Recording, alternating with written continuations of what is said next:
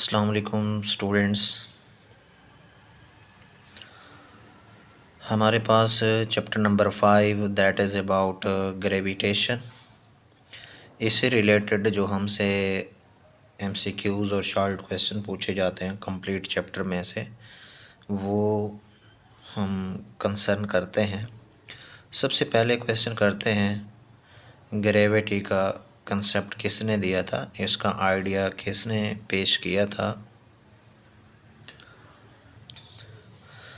The first man who gave the idea about gravity was Isaac Newton। जो हमारे पास gravity का idea पेश किया था, सबसे पहले जो आदमी थे सर आइजैक न्यूटन। लेकिन कब की बात है? इन 1665 के अंदर, इवनिंग ऑफ 1665 के अंदर, when he was thinking about the mystery of planets by sudden Apple falling. उसको उसकी जो थॉट थी, सोच थी, उसका आंसर मिला कि हाँ, मिस्ट्री ऑफ प्लैनेट्स, हमारे पास डिफरेंट प्लैनेट्स अर्थ के अराउंड रिवॉल्व करते हैं, ये सन के अराउंड रिवॉल्व करते हैं। इसकी वजह क्या है?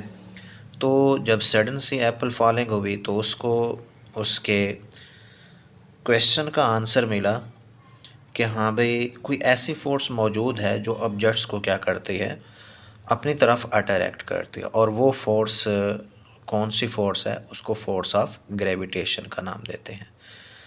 अब फोर्स ऑफ ग्रेविटेशन क्या है, इसको एज अ शॉर्ट आप किस तरह से अटैम्प्ट कर सकते हैं।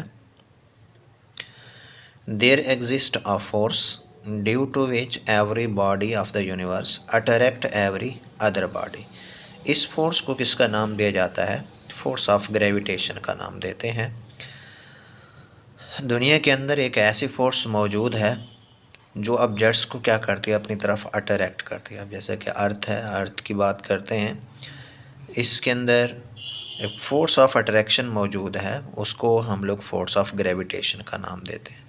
इसके साथ लॉ ऑफ ग्रेविटेशन, ये एज अ लॉन्ग हम लोगों से पूछा जाता है, तो फिर लॉन्ग भी हम लोग इसको कंसर्न करेंगे, लेकिन एज अ शॉर्ट कैसे कर सकते हैं। Every body in the universe attract every other body which is directly proportional to the product of their masses and inversely proportional to the square of distance between them।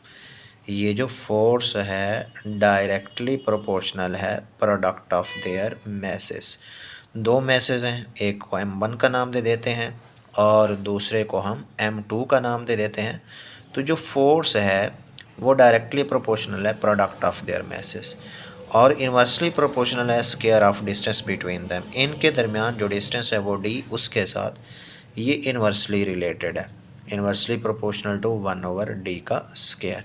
अब यहीं के ऊपर हमसे related question पूछे जाते हैं। Message के साथ है डायरेक्टली रिलेटेड। अगर मैसेज इंक्रीज़ करेंगे तो फोर्स को भी क्या हो जाना चाहिए? इंक्रीज़ हो जाना चाहिए। अगर मैस को हम कम करेंगे तो फोर्स कम हो जाएगी। इसी तरह से डिस्टेंस दिया गया है, डिस्टेंस के साथ हमारे पास ये इन्वर्सली रिलेटेड है, लेकिन उसके स्क्वायर के साथ। अब जैसा कि हमारे पास डिस्टेंस को हम इंक्रीज़ करते हैं, बढ़ाते हैं, तो फोर्स को क्या हो जाना चाहिए? कम हो जाना चाहिए।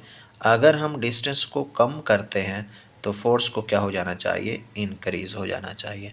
तो फिर इसको अगर हम लोग डिस्टेंस को डबल कर देते हैं तो ये 2 के स्क्वायर के साथ क्या हो जाएगी? डिक्रीज़ हो जाएगी, क्योंकि इन्वर्सली रिलेटेड है। अगर इसको हाफ़ करते हैं 1/2 के स्क्वायर के साथ, ये फिर क्या हो जाएगी? इंक्रीज़ हो जाएगी। यानी कि उस कंडीशन के अंदर ये 4 टाइम क्या हो जाती है? इंक्रीज़ हो जाती है, और जिसको क्वाड्रिपल भी बोला जाता है। अब इसके अंदर हमारे पास जब इन दोनों इक्वेशंस को कंबाइन कराते हैं, मिलाते हैं, f डायरेक्टली प्रोपोर्शनल है m1 m2 divided by d का स्क्वायर।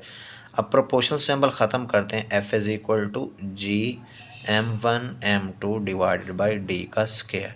और यहाँ के ऊपर जो g है ग्रेविटेशनल कांस्टेंट है। जब प्रोपोर्शनल सिंबल ख़त्म करते हैं तो दो चीज़ें इंट्रोड्यूस कराते होते हैं, one of it is a equal sign and other some one is a constant. जो यहाँ के ऊपर ग्रेविटेशनल कांस्टेंट हम लोग ले रहे हैं, तो ये जो g है ग्रेविटेशनल कांस्टेंट को रिप्रेजेंट कर रहा है। इसकी वैल्यू कितनी ली जाती है? इसकी वैल्यू हम लोग लेते हैं 6.673 मल्टीप्लाइड बाई 10⁻⁻11 न्यूटन मीटर का स्क्वायर है, किलोग्राम इनवर्स का स्क्वायर। अब जैसे कि यहाँ के ऊपर ये सारा प्रूफ हमारे पास दिया गया है और इसके अंदर जो जी है ये ग्रेविटेशनल कांस्टेंट को रिप्रेजेंट कर है और इसकी वैल्यू भी उन्होंने हमें प्रोवाइड कर दी है। और इस ग्रेविटेशनल कांस्टेंट की यूनिट चेंज हो सकती है। न्यूटन की वैल्यू पुट करेंगे, you know 1 Newton is equal to kilogram metre per second का स्क्वायर। तो आप ज़रा देखें, हमारे पास मीटर स्क्वायर पहले से है और किलोग्राम इनवर्स स्क्वायर ये। अब जो चीज़ें कटेंगी उनको कट कर देना है। हमारे पास ये आपस में एक कैंसल आउट हो जाता है, किलोग्राम का इनवर्स। अब मीटर हमारे पास 1 मीटर ये है, 1 मीटर ये है, तो मीटर का क्यूब बन जाएगा और सेकंड इनवर्स का स्क्वायर, ये अलग से इसकी यूनिट पॉसिबल हो सकती है। और फिर हमसे एक शॉर्ट क्वेश्चन करते हैं, अगर according to law of gravitation every body in the universe attract every other body, तो फिर हम इसके अंदर जो फोर्स ऑफ ग्रेविटेशन है वो फील क्यों नहीं कर सकते। अगर दो ऑब्जेक्ट्स हैं, अगर दो पर्सन्स की बात करते हैं, वो आपस में एक दूसरे की फोर्स ऑफ ग्रेविटेशन को या फोर्स ऑफ अट्रैक्शन को फील क्यों नहीं कर सकते। क्यों नहीं कर सकते? Due to small value of जी।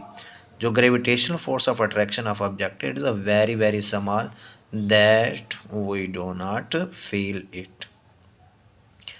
तो इस लिहाज से ज़मीन का मैस हमारे पास बहुत ज़्यादा है, that is 6 multiplied by 10⁻24 kilogram. तो इसी वजह से ये हमारे पास जो इसके पास छोटे ऑब्जेक्ट्स होते हैं उनको अपनी तरफ अट्रैक्ट करता है। इसके साथ ये एज ए शॉर्ट हम लोगों ने कंसर्न करना है law of gravitation and Newton's third law. The action and reaction due to the force of gravitation are equal but opposite in direction. ये कंसिस्ट करता है Newton's third law of motion की base के ऊपर। तो इसी लिहाज से इसके अंदर अपोजिट रिएक्शन, तो ये दोनों एक दूसरे के साथ रिलेटेड हैं। इस लिहाज से हम लोग क्लियर करते हैं law of gravitation and Newton's third law of motion. हमसे क्वेश्चन करते हैं ग्रेविटेशनल फील्ड के बारे में, इसको डिफाइन कराना है। द स्पेस और a region around the earth where every object feel the force of attraction, ये क्या कहलाता है? ग्रेविटेशनल फील्ड कहलाता है। ज़मीन के इर्द गिर्द ऐसा रीजन जहाँ तक कोई object force of attraction feel करे वो क्या कहलाता है? ग्रेविटेशनल फील्ड कहलाता है। तो इससे रिलेटेड फील्ड फोर्स को डिफाइन कराना है। Field force, this is due to the gravitational pull of the earth acting on a body whether a body is in contact with earth or not, ये field force कहलाती है। और इसके साथ field force को define करते हुए हम पॉइंट आउट करते हैं हमारे पास ग्रेविटेशनल फील्ड स्ट्रेंथ क्या होती है। The gravitational force per unit mass is called gravitational field strength. जो ग्रेविटेशनल फोर्स है यूनिट मास की बेस के ऊपर वो ग्रेविटेशनल फील्ड स्ट्रेंथ कहलाती है। इसकी वैल्यू क्या है और फिर इसकी यूनिट हमारे पास क्या बनेगी, ये हमारे पास ग्रेविटेशनल फील्ड स्ट्रेंथ इसको डिफाइन कराया है। और इसकी जो वैल्यू है हमारे पास किसी भी पॉइंट के ऊपर हम लोग क्या लेते हैं, near the surface of earth, इसकी वैल्यू 10 न्यूटन पर किलोग्राम ली जाती है और इसको स्मॉल जी के साथ रिप्रेजेंट करते हैं। एक्चुअल जो वैल्यू है इसकी 9.8 मीटर पर सेकंड का स्क्वायर है। तो फिर राउंड ऑफ करके यहाँ के ऊपर 10 न्यूटन पर किलोग्राम, ये जो 10 न्यूटन पर किलोग्राम है ये दरअसल वही 10 मीटर पर सेकंड का स्क्वायर ही है। अब 10 मीटर पर सेकंड का स्क्वायर, अब यहाँ से एक बात आप लोग क्लियर कर लेंगे, हमने तो एक्सेलरेशन का यूनिट पढ़ा हुआ है। एक्सेलरेशन का यूनिट कौन सा है भाई? मीटर पर सेकंड का स्क्वायर। अब अगर आप लोग से क्वेश्चन करते हैं कि हमारे पास जो एक्सेलरेशन का यूनिट है क्या वो न्यूटन पर केजी हो सकता है या नहीं? यस, ये न्यूटन पर केजी भी हमारे पास एक्सेलरेशन का यूनिट बन सकता है, क्योंकि शॉर्ट में फिर हमसे क्वेश्चन करते हैं। शॉर्ट में क्वेश्चन क्या करते हैं, आप इस चीज़ को प्रूफ करें न्यूटन किलोग्राम का इन्वर्स ये बराबर आना चाहिए मीटर पर सेकंड स्क्वायर के। तो अब देखें भाई, हम जानते हैं 1 Newton is equal to 1 kilogram metre per second का स्क्वायर। अब इसकी वैल्यू आप लोग यहाँ पे पुट करेंगे तो देखें किलोग्राम मीटर पर सेकंड का स्क्वायर और ये किलोग्राम का इन्वर्स हमारे पास मौजूद है, ये से कैंसिल आउट हो जाएगा, रिज़ल्ट बनेगा मीटर पर सेकंड का स्क्वायर। तो ये पॉसिबल है कि हमारे पास क्या है भाई, ये आपस में इक्वल होते हैं। इसके साथ फिर मास ऑफ अर्थ है, उसको इंशाल्लाह हम लोग नेक्स्ट लेसन के अंदर